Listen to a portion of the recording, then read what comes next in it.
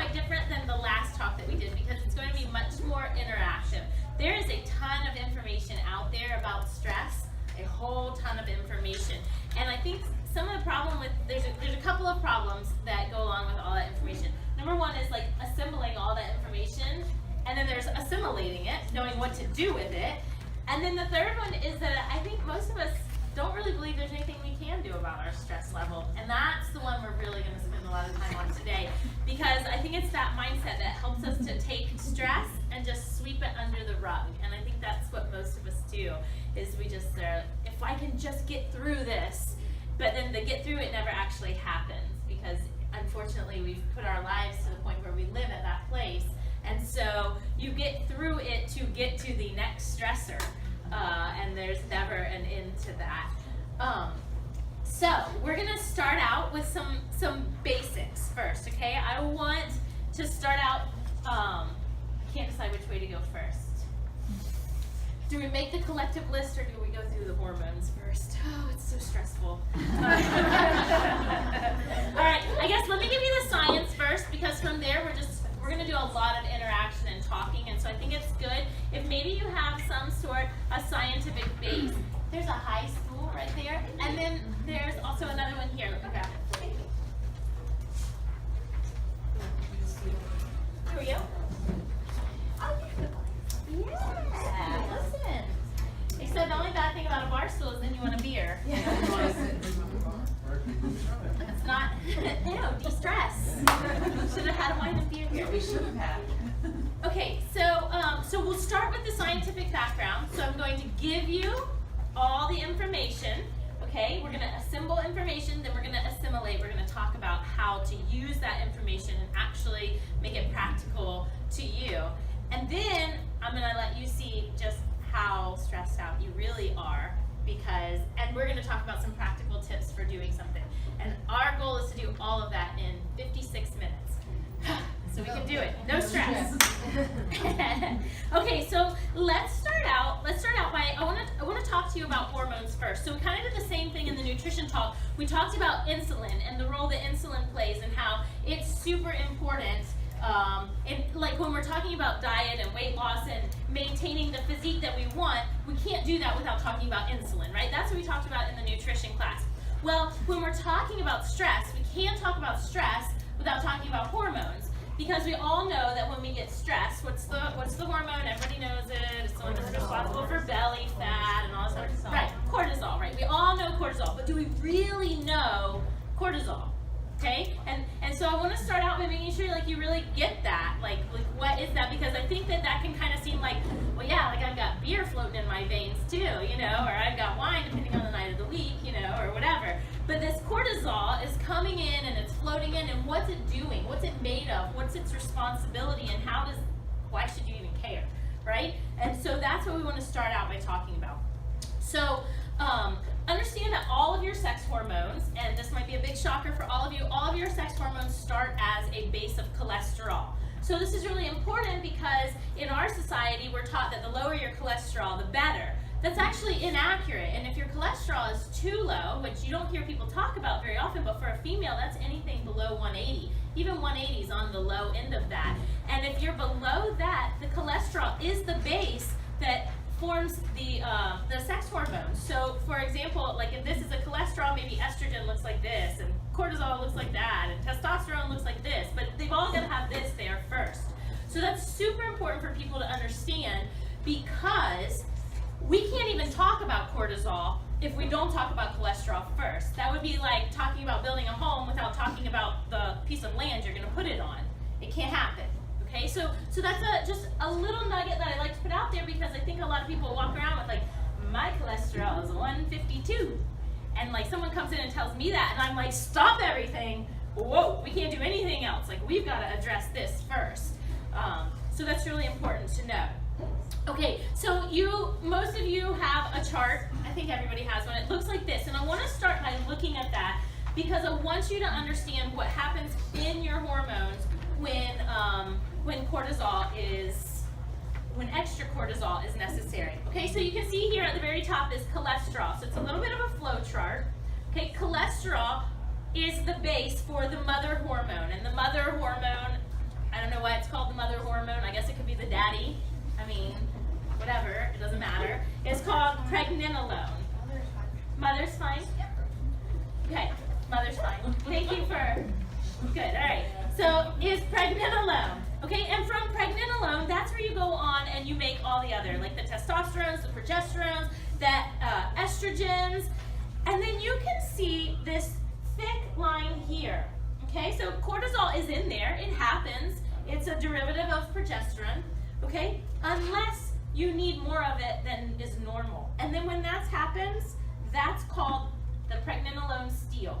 So let's talk about what that looks like. So you've got cortisol. We've all got cortisol. And we were designed to have cortisol. And cortisol is meant to be acute, quick, done.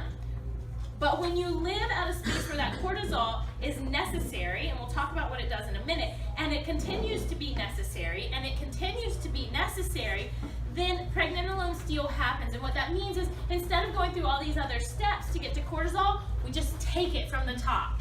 Like we just take the pregnenolone, forget all these other things that are supposed to come from pregnenolone. So that's your testosterone, that's your estrogen, that's your progesterone.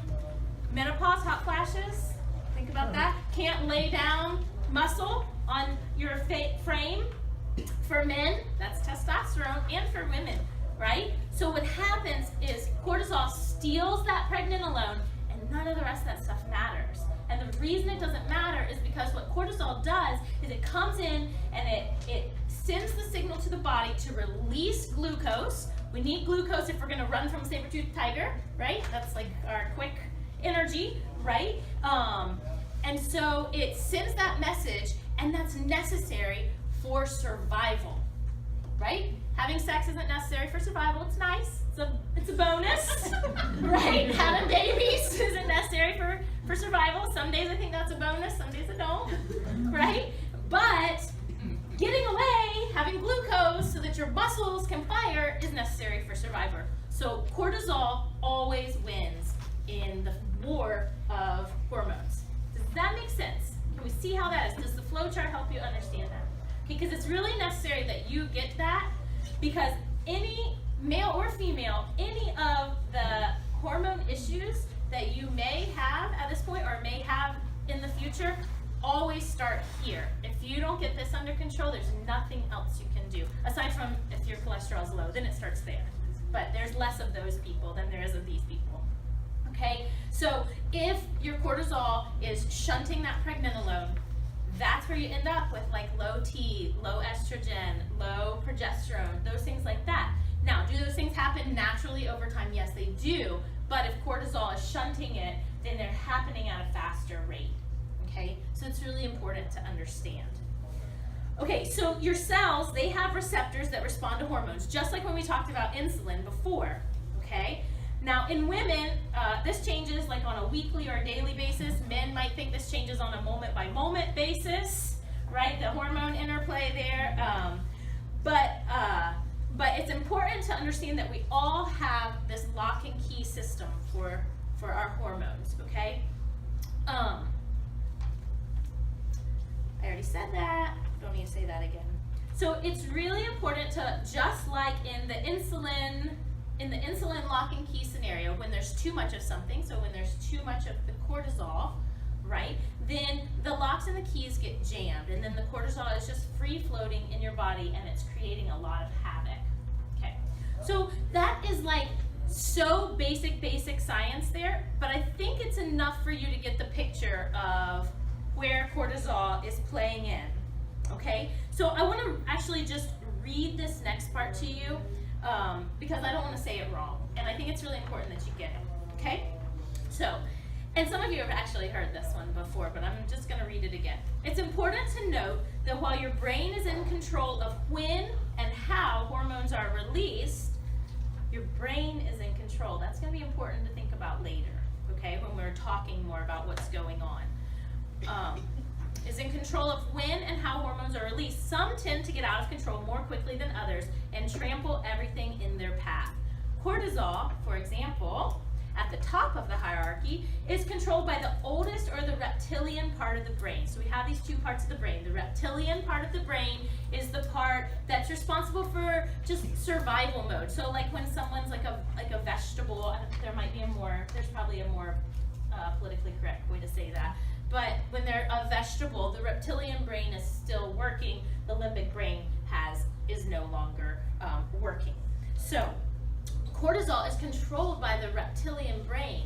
So that's important to understand, because that part of your brain can't differentiate between the fact that Facebook notifications are coming at you 1,000,000 times a minute and your phone is beeping and it's driving you crazy, and a tiger is coming at you going to kill you and your offspring.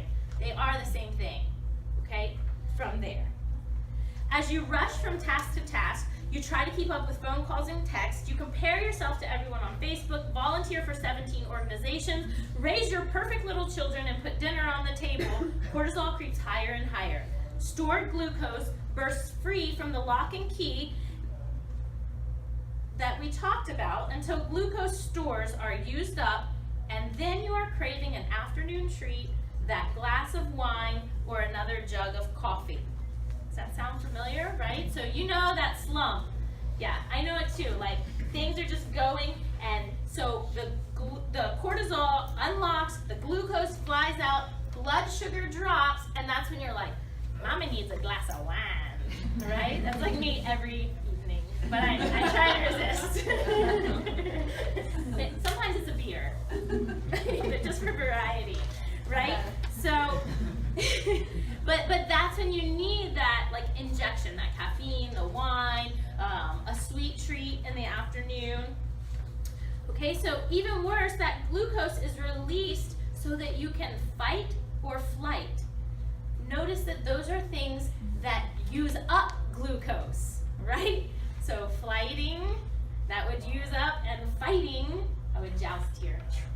Those use up glucose, but the problem is when we're at that point and the glucose is released, you're likely sitting in a car or sitting at your computer or something like that. So all that's released in the bloodstream, but you're not actually doing anything to burn it up. Okay? So, voila, now you have elevated blood sugar. Okay, so cortisol, one of its main jobs is to release glucose into the system, which elevates your blood sugar. We talked about that in the nutrition class, right? Does anybody remember what comes in to deal with elevated blood sugar? Insulin, right. And we can't talk about diet, we can't talk about weight loss, we can't talk about the body that you want to have without talking about insulin. We covered that. It's impossible. So, by very default, we can't talk about any of those things without talking about cortisol. Can you see that connection and why this is so important to what you're trying to achieve? Right? So we have to. And my fear, and it's been my fear all along, and that's why we put it at week 2. My fear is that we come in here and we come to week 2 and it's about stress, and like week 1 is about nutrition, and like somehow that's like so action oriented. Like, yeah, I'm gonna cut this out and that out and this out, and I'm gonna make this and I'm gonna do that. And then next week we get to stress and it's like, I just can't touch that. I just can't.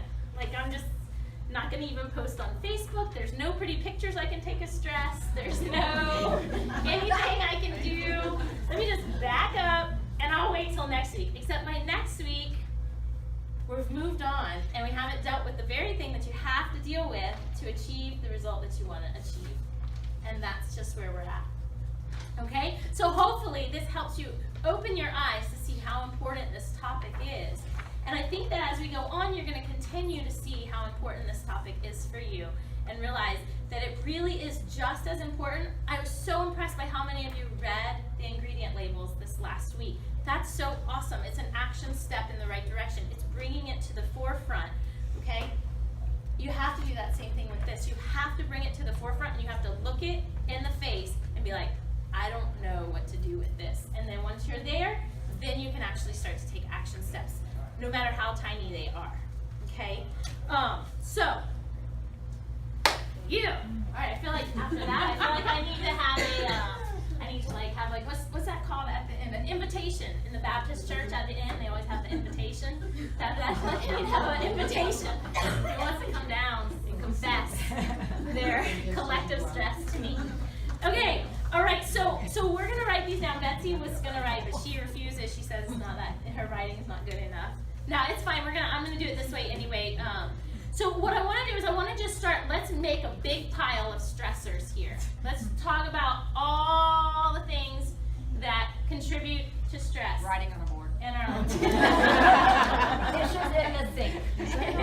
Dishes in the sink. Instead of the dishwasher. Okay, dishes in the sink. And then listen, anything. Dishes definitely contribute. Work. Children. Ann Matheson here. If Ann Matheson was here, we'd have to put traffic on here. Traffic. We have to put that. Maybe meals, money. Facebook. Did someone say meals? Yep. Okay. Kids. Sleep. Meals. No sleep. Oh man, no sleep. Spouse. Kids. Family. Spouse. Whoa. Okay, let's just go relationships.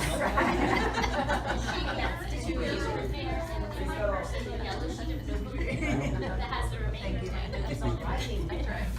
Relationships. Good. All right. We said Facebook. How about your phone? How about the fact that everyone can get to you at all times of the day? Ugh, that's mine. Overscheduling. Overscheduling. That's good. Overscheduling. Cleaning. Chores. Yeah. Chores or cleaning. Illness. That's a good one. Chores. Children. Good. What about like kids' activities? Children Don't in even general. lie and tell me that those aren't stressful. Children in general. Kids in general. How about for those of you that are like super involved in the working world, all those events all week, and it seems like everybody else is going to them and boosting their business, and you're not going because you're opting to go home and sleep instead. So like, what would that be called? Schmoozing. I don't know. There's a real word for it. I can't think of what the real word is. We're just going to say schmoozing. So I'm not going to stress myself out not knowing the word. All right, thank you, Betsy. These are my very fancy notes. All right, so schmoozing. School. Hey, how about parents? Oh, God. Yeah? Parents are a stressor just like kids are. Isn't that funny how that turns around? My mom's stressing me out right now. I love you, Mom. I know you're going to watch this, but you're stressing me out with this move. All right. Moving. That's a good one. Moving. How about what we said, work? Just had such a good one. What? Deadlines, sure. Hey, how about exercise? Whoever just said that. Exercise, right? We think of exercise as this like amazing, wonderful thing. Guess what? That's cortisol you're producing when you exercise. Hello. Arthritis. Exercise. So let's go with pain. I'm going to go inflammation and pain because that covers a lot of things. Inflammation and pain. What about grief? Grief is really good. That's a really good one. Thank you for coming up with that. Okay, I'm sure we can name like a million more, like when you go out to start your car and it won't start, or you have a flat tire, or any of those things. But you can see like all these things, right? And it's totally feasible that someone in this room is absolutely dealing with every single one of these things right now. I mean, that's totally feasible that you are dealing with literally everything on this list right now. Okay? That's a heck of a lot of cortisol pumping through your system. Okay? So, it's really important that we have an awareness that all this is going on. So if we're all in agreement that all of these things can be stressors, then by default, we're all in agreement that there's probably a lot more cortisol pumping through our bodies than our bodies were ever designed to handle. Is anybody not in agreement with that? That seems reasonable based on what we're saying. Okay, so if we're all in agreement that we have more cortisol pumping through our bodies than we probably should, or that our bodies are designed to handle, then by default, we're all in agreement that this week might be the most important week in the tribal transformation in reality. Because none of the other stuff matters if we don't do this. Okay? So, that's great. Okay, so now, yes! Come on down! All right. All right, so now there's okay, so I'm going to kind of shift this in another direction because this is where wait, we're gonna not go there yet. We're gonna go there in a second. We're gonna pass out this worksheet. Okay, now, this worksheet. This worksheet. The worksheet, right? That's called it.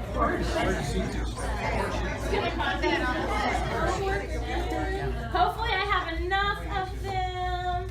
Hey, will you just go ahead and run over and ask Mark to make 8 copies of the front and 8 copies of the back? I'm glad you wore your running shoes today.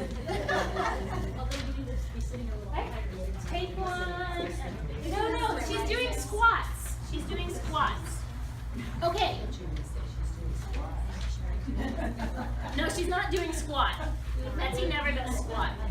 I'm gonna steal yours for just a second because I gave her mine. Thanks. Okay, so let's look at this. This is a life balance worksheet. That's the side that I want you to look at first. Okay? This exercise I think this exercise is really profound in where we're going to go from here. side? Life balance worksheet is what it says. Okay. So let's start out, and what I want you to consider is the word priority. Now, I don't know when the last time that I heard the word priority in the singular form was, because most everyone talks to me about their priorities. Okay? But by the very root of the word, priority can only be singular. It cannot be a plural word. Okay? Just by very definition. And so we've lost that idea that there can only be one priority, and we've made it into priorities, which feeds into our need to do all of this stuff. This worksheet, I think, was one of the most difficult things that I probably ever did. Probably not ever. I've done some pretty hard stuff. But but this was very difficult. Okay, so these areas, I'd love for you to read through this. We're only going to sit here. You don't have to finish this right now, okay? Right? You can take this home because I don't want you to rush it. So you can see here that there's 10 different areas. Only one of those areas can be number 1, right? Only one. There is not 2 number 1s. So you have to rate the priorities in your life. Priorities, there I go again. You have to rate the parts of your life so that you can determine what is the real priority. And I think you're going to find, now listen, if you're going to do this, let me just ask you to separate yourself just a little bit. Like, I know what you should say, right? You know what you should say. But what I think you should say and what you think you should say and what someone else thinks you should say are very different. This is your reality, okay? So if it's not actually, like, if fitness and health isn't actually like your number 1, don't put it as number 1 because you're just lying to yourself, right? And then you're not going to go anywhere. So let's take like 3 minutes. If you've got the worksheet in front of you, read through them, and then see if you can start to rank them. Maybe it's like for me, I started with 10. It was pretty obvious to me what was least important on those things to me. And then I went backwards. That helped. 10 and 1, and then kind of got them closer together. Huh? It is hard, but you can only have one priority. And everything you do in your life has to speak to that priority, Can that or priority you're wasting. change over like weeks? Sure. Or, you know, or Over time, yeah, sure, it can change. Another really interesting thing to do is to have your spouse do it as well. And then you can have a lot of understanding about the things that you argue about. So is this kind of what we want it to be, or what it is right now? Or? What is your priority? It's really like, you can't want your priority to necessarily be something. I mean, you can strive to do better in an area, but this is about what's actually important to you. What's actually important to you? Because you can't just wake up and be like, okay, that's it. From now on, this is going to be the most important thing to me. You can't make that up. It's either important to you or it's not.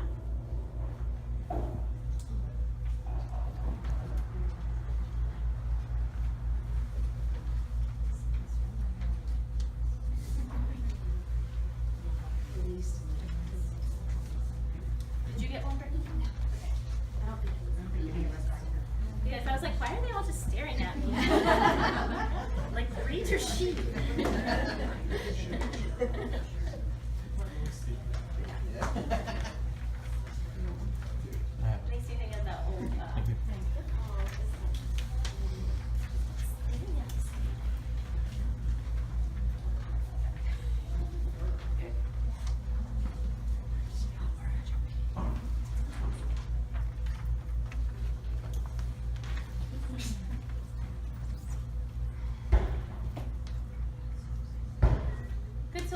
about another maybe 60 more seconds.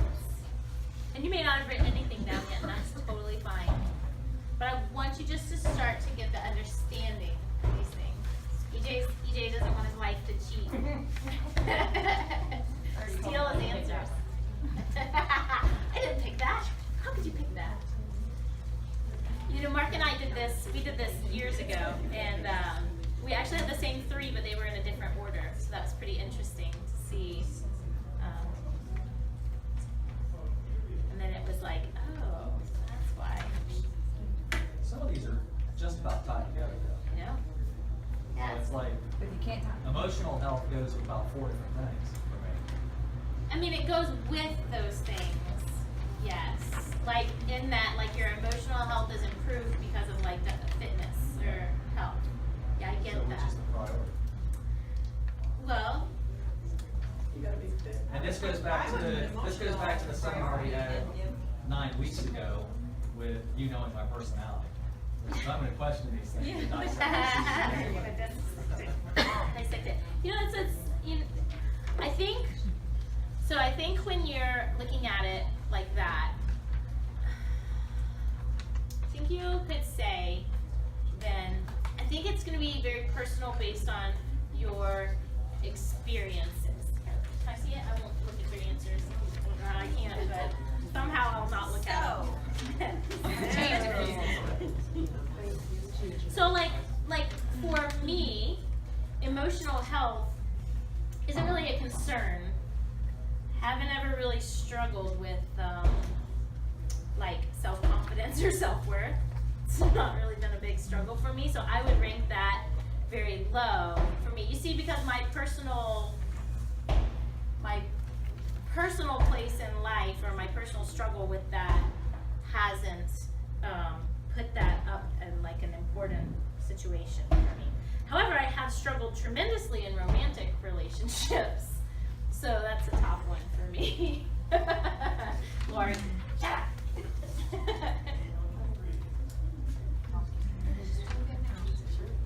All right. Okay. Oh, I gotta have it back.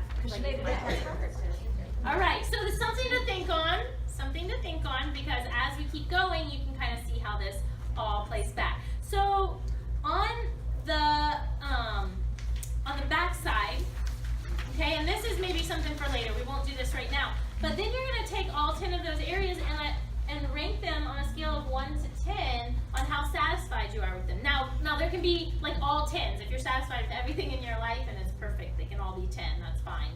They can all be 1 too if your life just sucks. No, I'm just kidding. No, nobody's all 1s. Come on. No, I'm just kidding. But you can rank your satisfaction in those areas, and that's really important to go back and look and be like, well, I'm saying this is most important, yet my satisfaction level with that is a 1.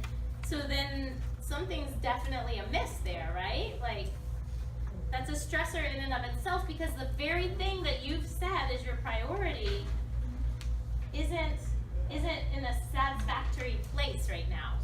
Okay? I'm positive this time. I've memorized your answers now. I can't look at it anymore. Everybody. I want to know who you think spends most of their time in the closet. Retirement. You never Who know. spends the majority of your day? Some closets are pretty nice.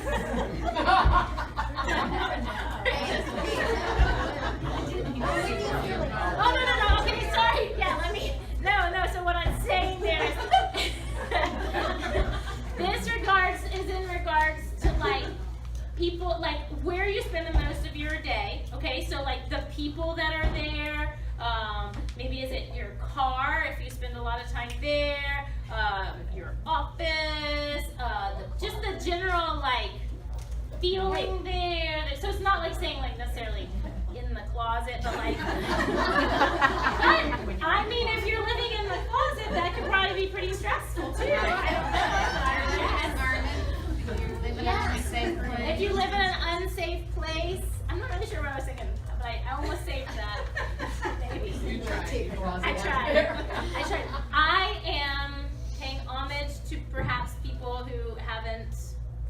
Okay. Yes. Come out of the closet.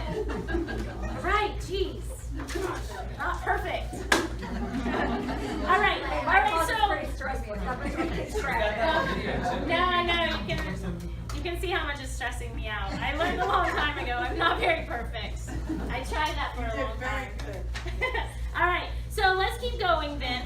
Oh, we still have plenty of time. That's great. All right, awesome. So then the next thing that, the next kind of direction I want to go with this, because I'm just trying to give you lots of little tidbits here. So I want to sort of differentiate. So let me just start by just reading this quote to you. Stress is always the result, not always, emotional stressors are always the result of a friction between our reality and how we think our reality should be. Okay, so we have very different types of stressors, right? There's actual physical stressors. So these would be things like lack of sleep. These would be things like exercising too much, training for a marathon, pain in your body, inflammation. Like these are actual physical stressors. But then there's that whole other level of like more emotional stressors, like what people think about me, what people want from me. You know, everyone's expecting this, I should do this, I should do that, my career should be this, my kids should act that way, right? Those are all emotional stressors. Okay, and so I think it's really important to understand that there is a big giant bucket of stressors in your life that can be dealt with more by just flipping the way that you think about those things. Okay, so many of the stressors in our lives relate to how we perceive life versus how we perceive life should be. Okay, so like a great example of this is that, I don't know, like your child is throwing a tantrum at the grocery store, all right? This is a very stressful situation, okay? Very stressful. It is likely more stressful than anything else on the planet. But Yeah, really, amen to that, yes. okay, so your kid is throwing a tantrum on the floor, and that becomes very stressful. But in reality, it's not really a stressful situation. Your perception of it. I've walked past plenty of kids having tantrums in the store, and I haven't. I just been like, that sucks. Right? Like, That's not your kid. right. But why? So why are we stressed out in that situation? What's actually stressful? The perception of what other people are thinking. The perception of how you think your child should be acting right now. But the reality is that my child is 2, he's hungry, he's tired, and I was an idiot and thought that I should stop at the store after 77 other errands. So, should that be happening? Yeah, it probably should be happening, right? So then in that case... Because he's tired of being stressed. Well, yeah, he's tired of being stressed. But do you see then how then I can step away from that and say like, all right, well, this is the situation we're in. It's not really that stressful. Hey, how's it going? I know your kid's thrown a tantrum before too. You know, just pick your kid up and then not let it actually affect you. And that's the same. You can see this, like a great example of this would be like traffic. If you're ever stuck in a traffic jam, right? Like there's like the one guy who's like physically beating his steering wheel, right? Screaming and yelling at the person in front of him. And then like you look in the car next to you and they're like, it's so great, I'm stuck in traffic so we can catch up. And like, right? So it's clearly traffic itself is not a stressor. It's our perception of what's happening that's the real stressor. And so there's some stressors that we don't have as much control over, right? So like those physical stressors, a lot of times those things are the things that we have to deal with, right? You're like, in my case, I'm sorry, I keep using kids and babies because that's my world right now, and I know some of you are not in that world. But in my world, right, like sleep or lack thereof, it's just part of the deal, right? Like it's like Chinese torture to have a child. Like they just it's part of the deal. All right? It can be. So, right. So like that's just part of the deal. So if that's part of the deal, then I've got to control all these other emotional stressors so that I have the space for that in my life, right? And that's the same. So like if you're dealing with a health issue, you can't, if you have that and you're dealing with it and you're working on it, you can't have your cup already so full of all of these emotional stressors. So the actual illness or health issue is a stressor, but the why is this happening to me and the blah blah blah and all the other things that are going along, looking at Facebook and seeing everybody else having a good old time while you're like not having a good time or whatever, those things can't be in the equation because they fill the cup, and then the ones you can't control bubble it over. Okay? So that takes us to our next little project. Okay, so I have these 6 questions for you, and we'll just kind of go through them, and we'll work through some of these emotional stressors. Then I'm going to give you some really awesome tidbits, and we're going to talk a little bit about supplementation to help you when you're like super stressed out. Okay? So I think that'll get us there, and hopefully it's a little disjointed, but you've grabbed something that will help you. Okay, so question number 1. We've got 6 questions here. Whose expectation are you fulfilling? Whose is it in the first place? Because that's really, really important. Okay, and my mom's going to watch this. I was going to use her as an example. So I'm going to use her anyway because she loves me, and so she'll come back. So like my mom and dad just built this house, okay? And my dad leaves every summer. He's a farmer. He has to follow the crops. He's gone already, and they need to move into their new house. That needs to happen by Friday because the rental house they're living in, the electricity gets shut off, all those things. So right, we all know this story. It sounds familiar. Somehow in that, my mom offered today to prepare a meal for someone who's very ill. Okay, not too big of a deal. Except that when I talked to her earlier, she was incredibly stressed out because she chose to make pot roast with potatoes and onions, and she had to get the pot roast from a specific place because she likes that kind of meat better than the other place. And then, right, so whose expectation is it? Like, they just want a meal, man, like some chicken and rice, like, that's all, pick up something, a rotisserie chicken, a salad, right? But my mom went on to then make sour cream pound cake and a breakfast casserole for the next day in the midst of all the moving. Right? Right. So no, but like you can laugh at that, and that's probably gonna hurt my mom's feelings. Sorry, Mom, that you guys laughed at that.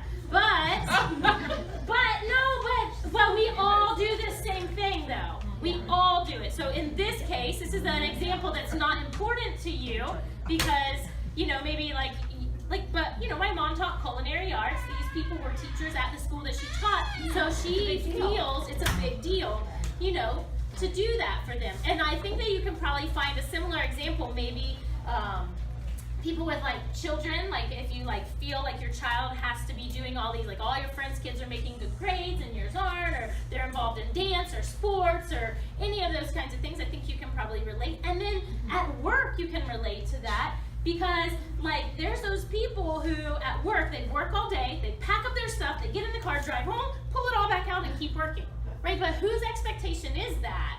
Is that your boss's expectation? And then, if that's their expectation, are their expectations what you think they are, right? So, these people that my mom prepared this meal for, their expectation was, rotisserie chicken and a bag salad, right? So, this was totally my mom's expectation, and that's fine, and these people are going to be so blessed by the fact that she did that. I get that, right? And that's often the case in the things that we do. Someone's going to be blessed by that. But at what cost to ourselves, right? And if this were a normal week and they weren't moving, that would be nothing, right? My mom's retired, it would be, she can do that with her eyes closed. But in the midst of everything else going on in her life, you can see how that's just, and we all do it. We all do it.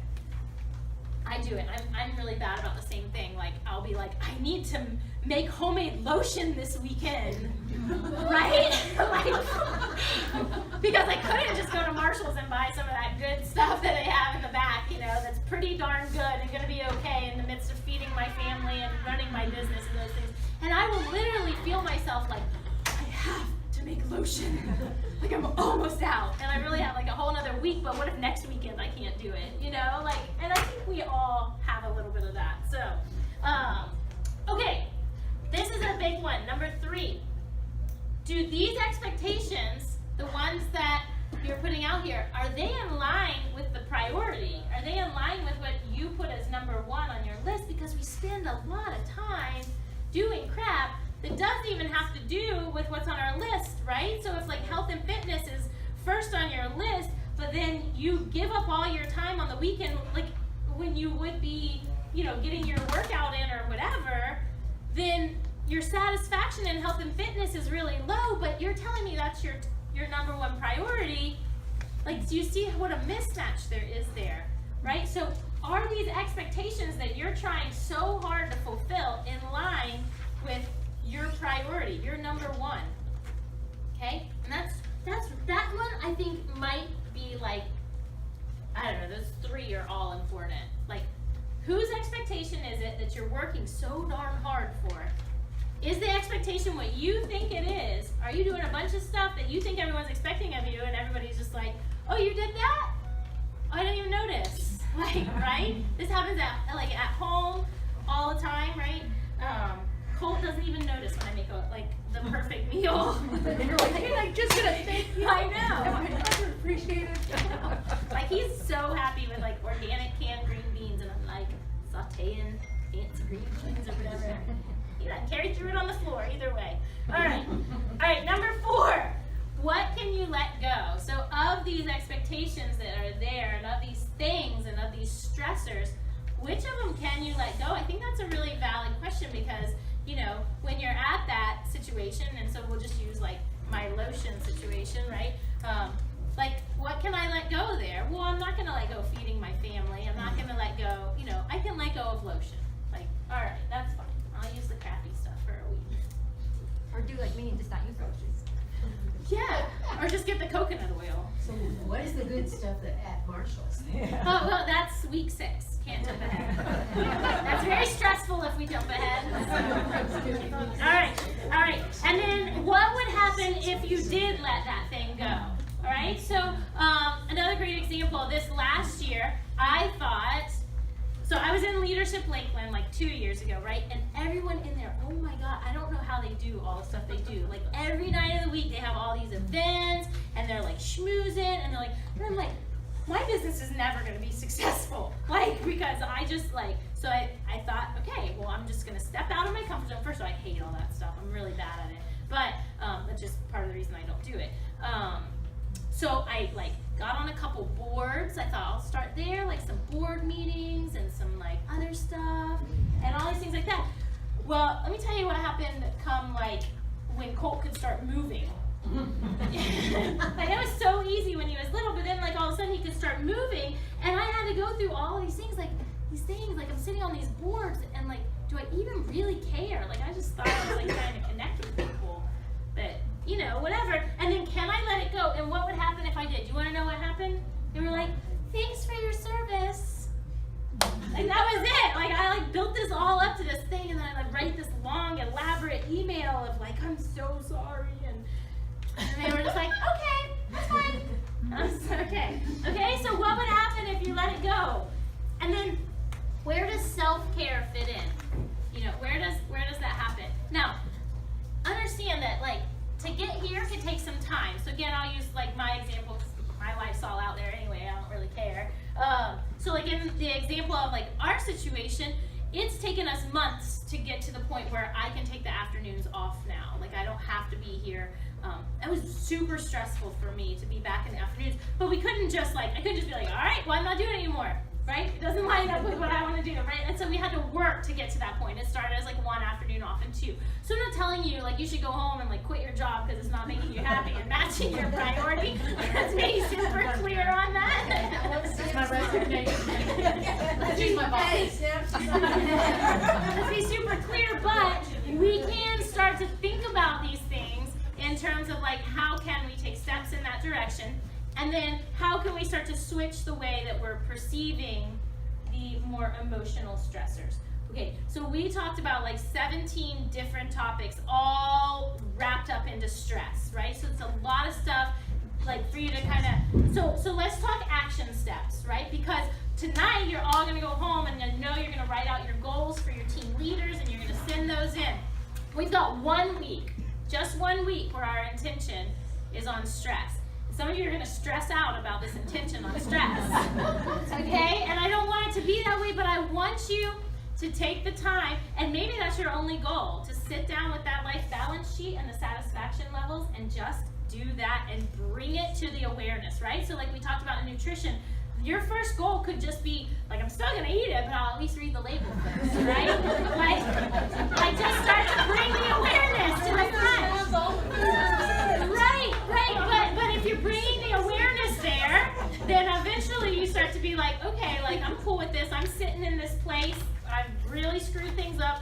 Now I know where I'm at, so I can start to get my bearings and figure out where to go next, right? Until you have your bearings, you can't know where to go. Otherwise, you're just running around like a chicken with your head cut off.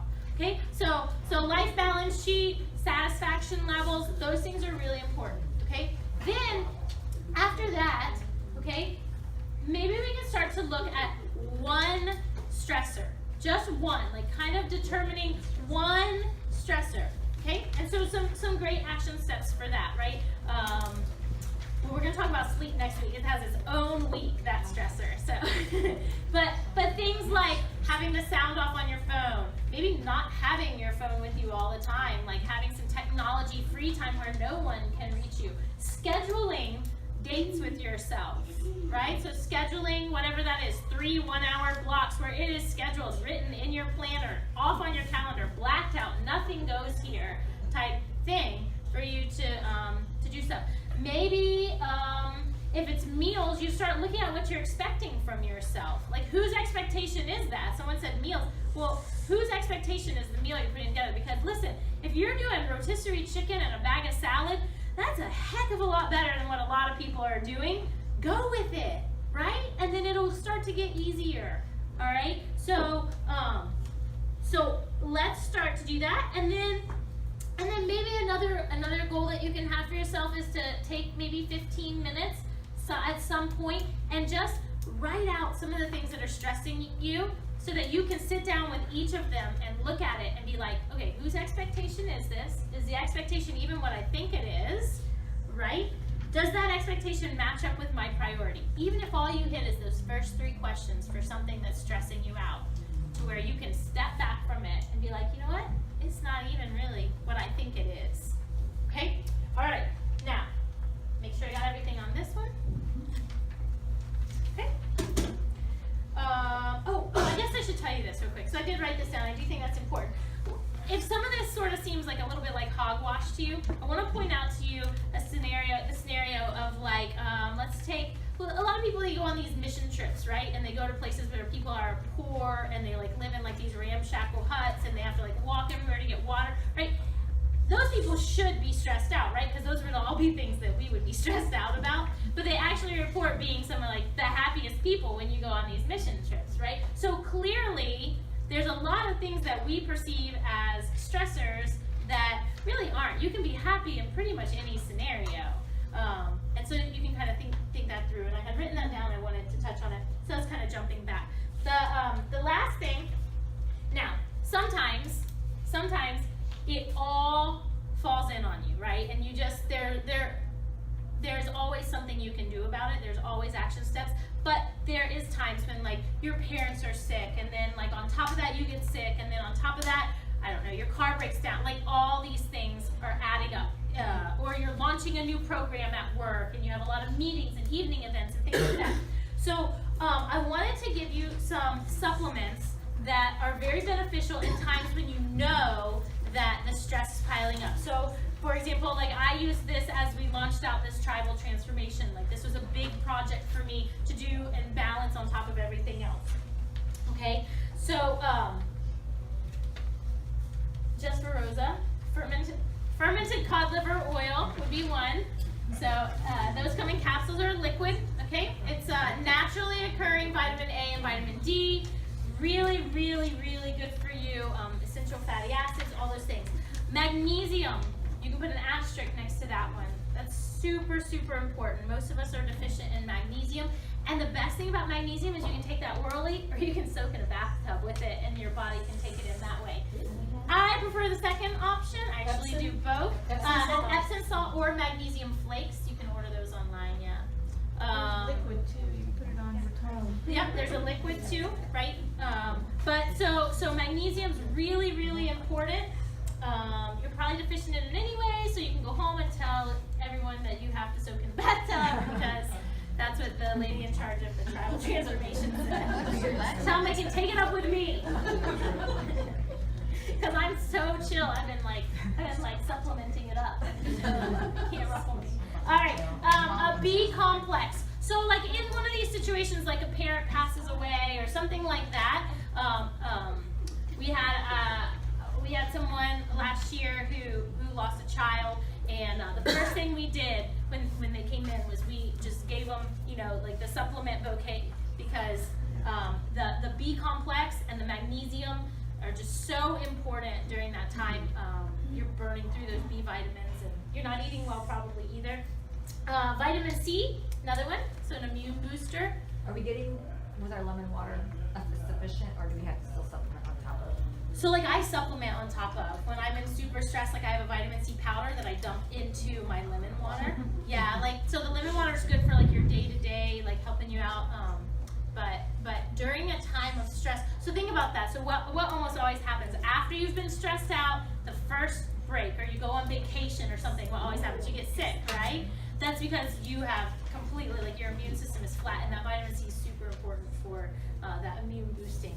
Okay, and then I'm going to tell you about this one just because it's something that we use here when we have people going through a lot of stress.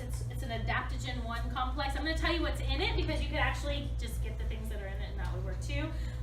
So they're herbal. So there's one called ashwagandha, ASHWAGANDA. You can, ashwagandha. It's just like it sounds, ashwagandha.